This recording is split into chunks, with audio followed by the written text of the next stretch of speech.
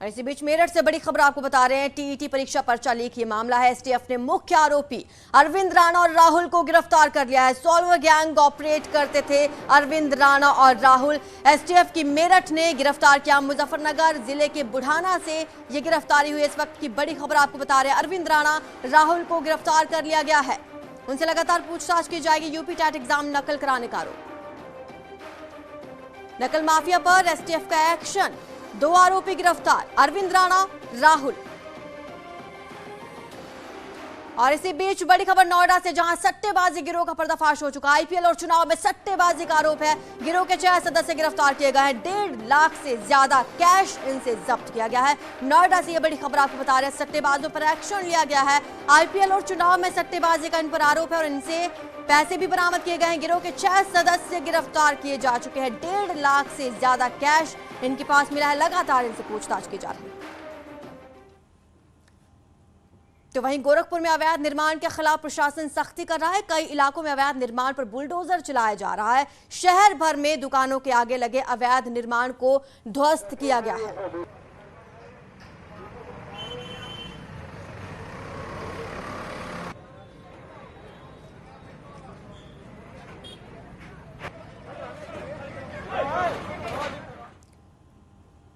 तो वहीं गोरखपुर में एक और जगह अवैध निर्माण पर बुलडोजर चला और सरकारी जमीन को खाली करवाया गया। पीडब्ल्यूडी की जमीन पर दुकानदारों ने काफी दिनों से अवैध निर्माण कर रखा था, जिसे सड़क चौड़ीकरण और नाली निर्माण में बाधा हो रही थी। प्रशासन ने दुकानदारों को नोटिस भी भेजा था, लेकिन लोगों ने जमीन खाली नहीं की, जिसके बाद प्रशासन ने बुलडोजर से अवैध निर्माण को ध्वस्त कर दिया। सरकारी जमीन को आखिरकार खाली कराया।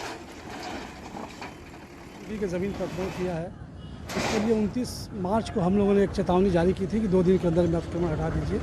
काफ़ी लोग नहीं हटाए, तो ये प्रशासन की तरफ से एक पूरी मुहिम चला के माननीय जिलाधिकारी महोदय के निर्देश और ज्वाइंट मजिस्ट्रेट साहब के निर्देश के क्रम में यहाँ पे आज पीडब्ल्यूडी के सारी ज़मीनों को अतिक्रमण मुक्त कराया जा रहा है, जिससे कि जल्द से जल्द इसमें सड़क निर्माण का काम किया जा सके। अपराधियों पर योगी सरकार का बुलडोजर लगातार चल रहा है। सहारनपुर में योगी सरकार के बुलडोजर का असर देखने को मिला। गैंगरेप के 2 आरोपी फरार चल रहे थे। 31 मार्च को चिकलाना थाने के इंस्पेक्टर आरोपियों आमिर और आसिफ के गांव चिकलाना पहुंचे और मुनादी कराते हुए सरेंडर करने को कहा। पुलिस ने बुलडोजर से घर की सीढ़ी और रेलिंग तोड़ी और चेतावनी दी कि अगर सरेंडर नहीं किया तो पूरा घर गिरा दिया जाएगा। रात को दोनों आरोपियों ने बुलडोजर के खौफ से थाने जाकर आखिरकार सरेंडर कर दिया। 25 मार्च को पीड़िता घर में अकेली थी। 2 सगे भाई उसके घर में घुसे, उसका रेप किया। आरोपियों ने किसी को बताने पर हत्या की धमकी देकर वो फरार हो गए। परिजनों ने आसिफ और आमिर के खिलाफ केस दर्ज कराया था। उसी वक्त से दोनों फरार चल रहे थे और आखिरकार इन्हें अब गिरफ्तार कर लिया गया है।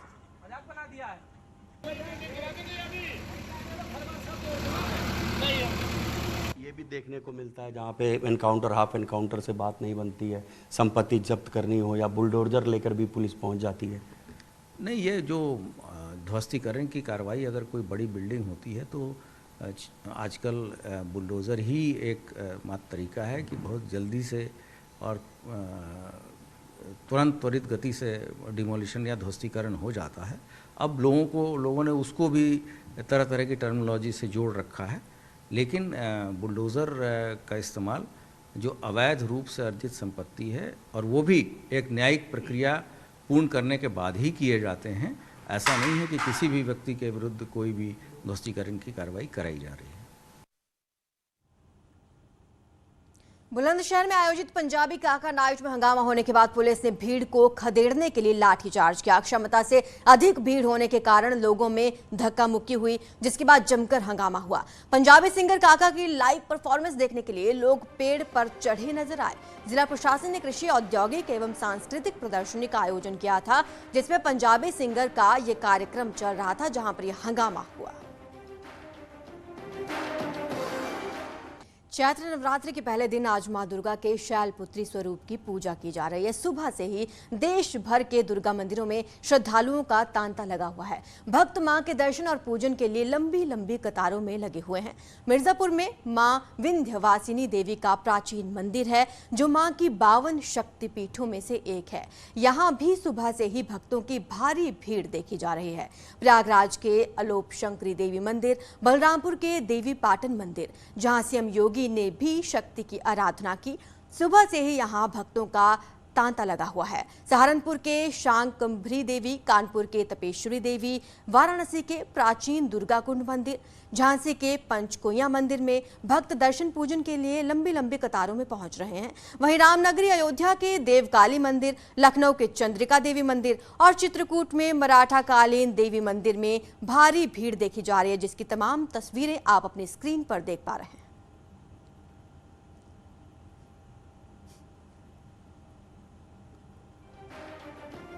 सीएम योगी ने आज नवरात्रि के पहले दिन बलरामपुर के देवी पाटन मंदिर में शक्ति की आराधना की। सीएम ने मां शैलपुत्री की पूजा अर्चना की, साथ ही मां से प्रदेशवासियों की सुख समृद्धि की कामना की। मां भगवती की पूजा के बाद सीएम योगी गौशाला पहुंचे, गौवंशों को चारा खिलाया। उसके बाद सीएम योगी सिद्धार्थ नगर के लिए रवाना हो गए।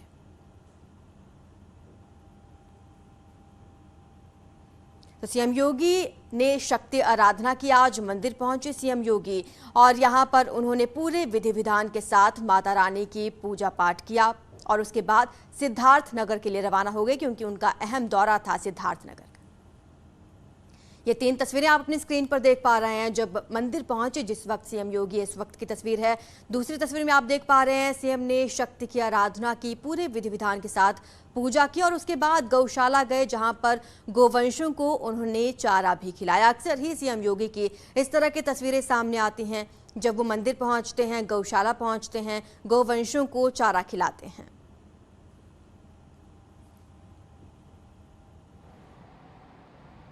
आदिशक्ति मां भगवती दुर्गा शक्ति की अधिष्ठात्री देवी है। आप अनुमान कर सकते हैं कि जब देवी स्वयं शक्ति की अधिष्ठात्री देवी है तो उनका अनुष्ठान, उनका पूजन ऊर्जा प्राप्त करने का भी एक आध्यात्मिक आयोजन है और इसीलिए नवरात्रि का विशेष आयोजन हम सब के लिए आध्यात्मिक ऊर्जा प्राप्त करने का भी एक माध्यम होता है। 3 मई को 4 धाम में से एक गंगोत्री धाम के कपाट खोले जाएंगे। कपाट सुबह 11:15 पर खोले जाएंगे। नवरात्रि के पहले दिन तीर्थ पुरोहितों ने शुभ समय निकाला। 2 मई को मां गंगा के शीतकालीन प्रवास से उत्सव डोली गंगोत्री के लिए रवाना होगी। ये डोली दोपहर में 12:15 बजे निकलेगी।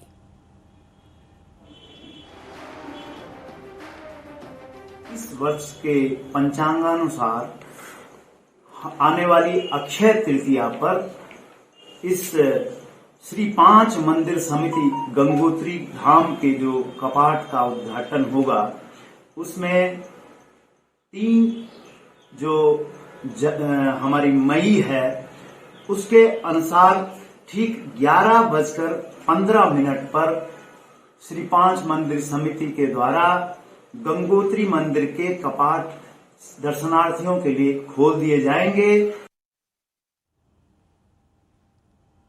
उप मुख्यमंत्री केशव प्रसाद मौर्य ने विंध्याचल में सपरिवार मां विंध्यवासिनी की पूजा अर्चना की। इस मौके पर उन्होंने क्या कहा, चलिए आपको सुनाते हैं। नवरात्रि का प्रथम दिन, हिंदू नववर्ष का प्रथम दिन, आज मां के दरबार में आने का सौभाग्य मिला है। मैं मां के चरणों में बारंबार प्रार्थना करता हूँ कि सौभाग्य अनेक बार मुझे प्रदान करें और जो भक्त यहाँ पर आए हैं उन सबको भी प्रदान करें। और आज का दिन बहुत ही महत्वपूर्ण है और मैं आज मां के धाम से ही पूरे प्रदेशवासी, पूरे देशवासी जो मां के भक्त हैं उन सबको 9 संवत्सर की और नवरात्रि की हार्दिक मंगल में शुभकामनाएं। जल शक्ति मंत्री स्वतंत्र देव सिंह ने कार्यभार संभाल लिया है। स्वतंत्र देव सिंह ने इस मौके पर कहा कि नवरात्रि के पहले दिन काम की शुरुआत है, लोक कल्याण के कामों में वो तेजी लाएंगे। जल शक्ति मंत्री सब गरीबों की सेवा कर सकें, गरीबों को खुशहाल रख सकें। और जो विभाग मिला है, विभाग के माध्यम से जल शक्ति मंत्री के रूप में विभाग के माध्यम से स्वच्छ पानी गरीबों के घर तक पहुंचे। आदरणीय मोदी जी, आदरणीय योगी जी का जो सपना है, घर घर नल और सभी को स्वच्छ जल 24 तक करने का जो सपना है, बुंदेलखंड, विंध्य और सोनभद्र, मिर्जापुर और राज्य के सभी जनपदों में मां शक्ति दे कि सभी घरों में स्वच्छ पानी गरीबों तक पहुंचे, पंक्ति के अंतिम व्यक्ति तक पहुंच जाए। ये ईश्वर से प्रार्थना करता हूं, माई से प्रार्थना करता हूं। आज से ऑफिस का शुभारंभ हुआ है, काम शुरू हो गया था मंत्री बनते ही। महत्वपूर्ण है इस विभाग से और समाज के सभी वर्गों से, समाज के सभी। तो वहीं यूपी सरकार में परिवहन मंत्री दयाशंकर सिंह ने भी कार्यभार संभाल लिया। इस मौके पर उन्होंने न्यूज 18 से खास बातचीत की, आपको सुनवाते हैं। आपको ये बताऊं कि 2 दिन के अंदर इतनी अच्छे सुझाव और जो मेरी है उसको भी लोगों ने, आम आदमी ने इंगित किया है। और जो मैं कह सकता हूं कि बहुत सारे ऐसे भी मुद्दे हैं जो मेरे भी संज्ञान में आज तक नहीं था और उन लोगों ने मुझे बताया है और मैं उसको इम्प्लीमेंट करूंगा। और आपको 100 दिन के बाद परिवहन विभाग में आपको बहुत अमूलचूल परिवर्तन देखने को मिलेगा। सभी विभागों के लिए उनके संकल्प पत्र में है, तो मेरे परिवहन विभाग से भी उसमें 4 पॉइंट्स हैं। तो पहले मेरा उसको पूरा करना मेरा लक्ष्य। खटारा बसें, ओवरलोडेड बसें और वो गांव जहां कभी बस पहुंच ही नहीं पाती है, उसको लेके क्या रणनीति? देखिए, उत्तर प्रदेश बड़ा प्रदेश है और पिछले दिनों में जो हमारे उत्तर प्रदेश की जो बस सेवाएं थी पहले से कम हुई हैं और जो नई बसें। यहाँ रुकेंगे छोटे से ब्रेक के लिए, जल्द हाजिर होंगे।